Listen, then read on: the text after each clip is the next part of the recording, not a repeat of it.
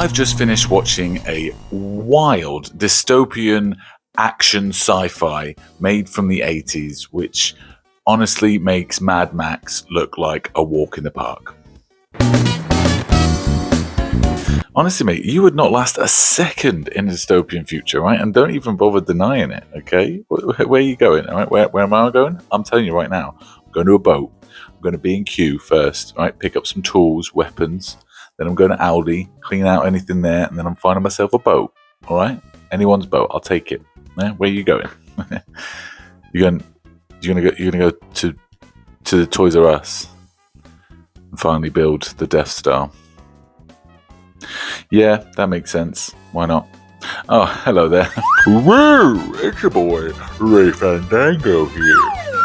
Hello all and welcome. Thank you for coming back. That's right, I'm Ray Fandango. And of course, as always, we're talking movies, baby. Because if you like movies, well, you've come to the right place. That's right. Come on in, sit down, relax, put your feet up, and let's have a little deep dive into some wacky film from the 80s because, I don't know, people had a lot of money and they had a lot of drugs and they would make any old shit, and that's why I bloody love it. This one's popped up a few times and the weird movie interwebs that I like to frequent. That makes it sound weird again, but honestly, it's all above board. It's intrigued me for a while, and I really have got to admit that after watching it, I can see why not a lot of people talk about it, but I cannot wait to talk about it. If I'm honest, this is a crazy movie that it belongs only in the era of the 80s. I cannot imagine it existing anywhere else outside of this crazy dystopian future where sperm is low and frog people are high. Okay, that's all I can say. So let's stop dilly diddly diddly diddly diddly diddly diddly diddly daddly and get into it.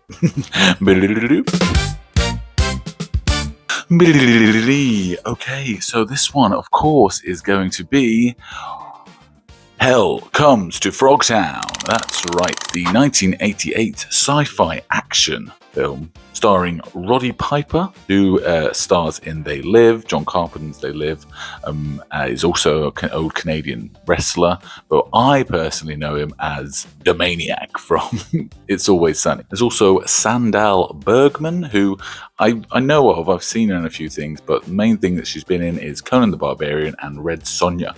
Both have Arnold Schwarzenegger in, so I wonder if there was a little thing going on there. I wonder if there was a little bit of how's your father?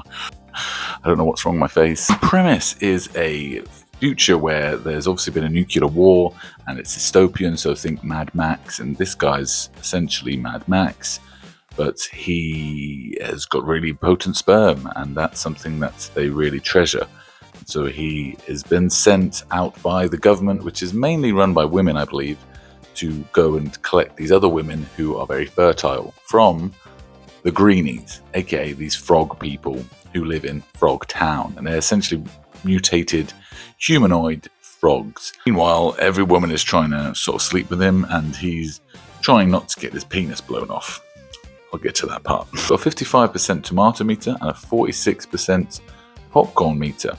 So it's very narrowed down the middle, and I think it's a 2.5 on Letterboxd. So people didn't love it and people didn't hate it. It's a Marmite, baby. Interesting scenes, I guess. We start off with the main guy, played by Roddy Piper, Sam Hell, which is a cool name. You know, you've got to give him that. He's all dressed up in leather, and he's the prisoner of these women that run the country, and they want his sperm. They want him to impregnate women and, you know, carry on the human population. Only under their strict rules. So they put a chastity belt on him, and that's something that has a bomb in it and also geolocation. And yeah, they basically they go, oh, we need you to go save all these women that have been kidnapped, and then you're going to impregnate them.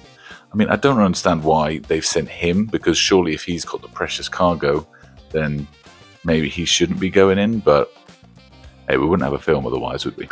There's a strange scene where what happens is you've got the scientist lady and you've got this sort of kick-ass soldier lady that's in a pink Chrysler car. I think it's a Chrysler, but it makes it look like a sort of cool desert jeep with a Gatling gun on top. And they go off into the desert to go find these women, and then they stop for the night, and then the doctor lady comes out and she's trying to seduce him, and he doesn't want none of it at first because he's like, I've got this thing on me, you put it there, I don't like it. And then he's like, come on then. And then she's like, no, you can't get too excited. I'm only trying to get you excited so that your sperm will stay strong. Just an excuse to get this woman into her underwear as often as possible. On the way to the Frogtown, they see a woman running in the desert, or they find someone, a live one, as they say. She says, quite odd actually now that I think about it.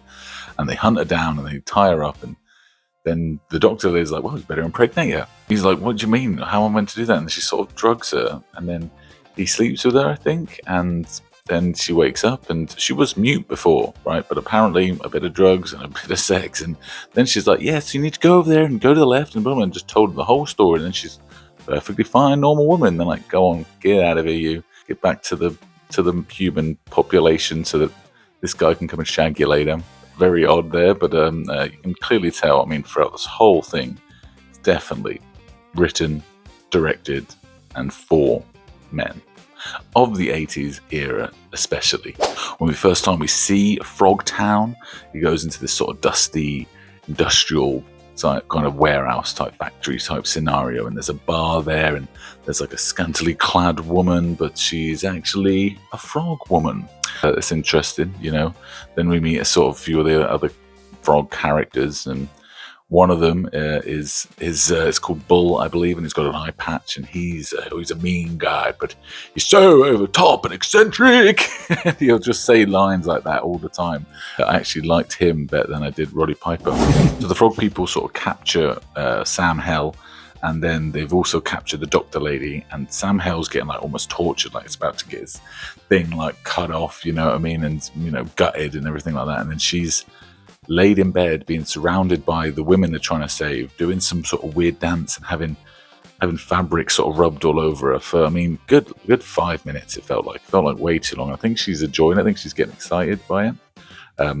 It's meant to help with the dance of the three snakes, which you're just sort of like, what's going on? What is that? And then you find out what the dance of the three snakes is, and she basically has to dance for the pleasure of the main frog man.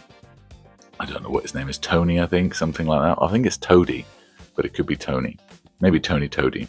We're going to go with Toady. He then goes, you've aroused me, and then lifts up his thing, and I think he's got I'm assuming three snakes under there. And she's like, I'm having none of that, and boots him in the three snakes. Kill Bull very easily. I mean, the other lady before, she was like with them, you know, the frog lady, and she gets stabbed by like a long spear. And then he takes that out of her and he stabs the other frog, and they die almost immediately. So I don't know, maybe it's something about being a frog person that you just got weak organs. I mean, I'm not saying I could survive a stabbing, but they were over. Like literally, oh, you're stabbed, and then death. I don't know about you, but I'm pretty sure there's a few more moments after that, as far as I'm aware. Hopefully I never have to find out. So then there's a very short and unexciting car chase that ensues, with the main guy chasing after these guys with all the women in the back as well.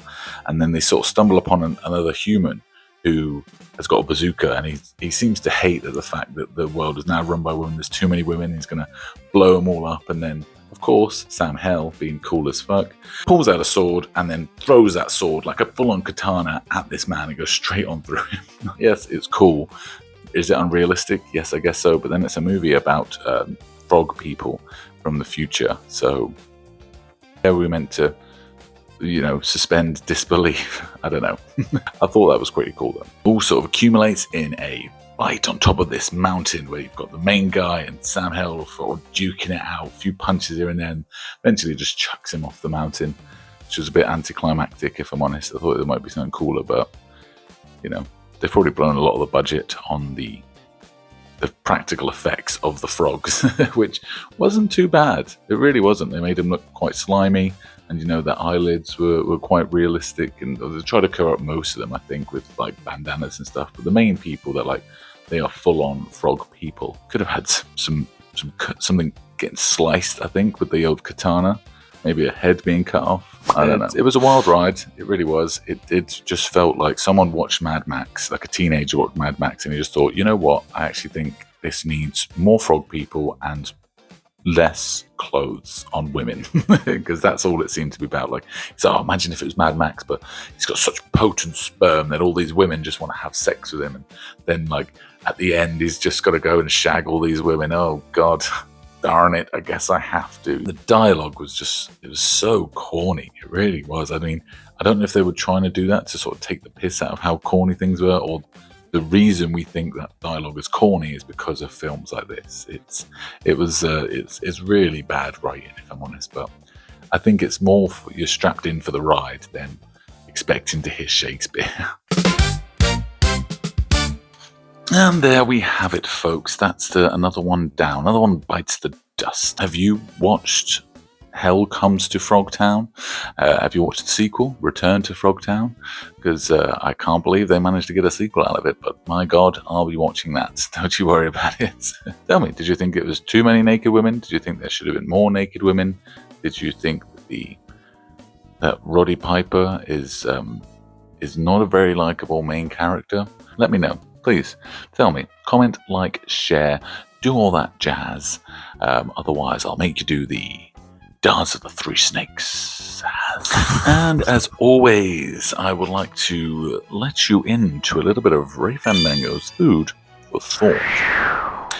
So this one isn't actually more of a thought, and it's more of a discussion. You know, with the upcoming film Disclosure Day coming out, are we about to figure out or confirm that God ain't real and aliens be making humans?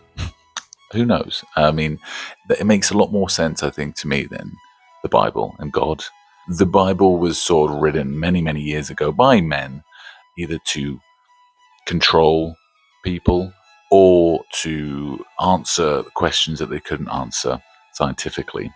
And now we fast forward a lot of people, and cool, you're religious? I ain't shitting on you, son. I respect it. But as a logical thinking human, maybe you've got to believe that maybe there's other possibilities out there that actually make more logical sense. And I don't know. I don't know why aliens be making humans, but maybe they just wanted to have a little experiment. You know, imagine if we're just like a 4D version of Sims. What if we're just like pet ants on this little ball, and they're just watching us like all 24/7? You know, streaming us back to whatever Zargon 69. Of course, I picked that number. I don't know, but I would like to hear some thoughts. You know, are we God's children, or are we alien pets? I guess I know which one I'd rather believe. So, you know what, actually? Father, sign me up. No. Okay, folks, well, that will do. I think we'll wrap it up there. Thank you again for watching. Please come again next time. I can't wait to see your pretty little faces. No, I can't. Oh, no, I can't. Shoo, be gone. Yes, okay, Dimitri, I'll bring you with me. You know, I'll have you over my back like Yoda. You know, if you are on my back, right, and I give like an axe in each hand, we're just sort of like a killer machine. You know what I mean? Like we could just spin round and have like 4 arms. Yeah, sure. We can if we can pick up some women on the way. You know, I mean that shouldn't be our main focus. I think our main focus should be staying alive. You know, stay alive, establish a base, then maybe repopulate the Earth. You know, I don't think instantly go to repopulate the Earth.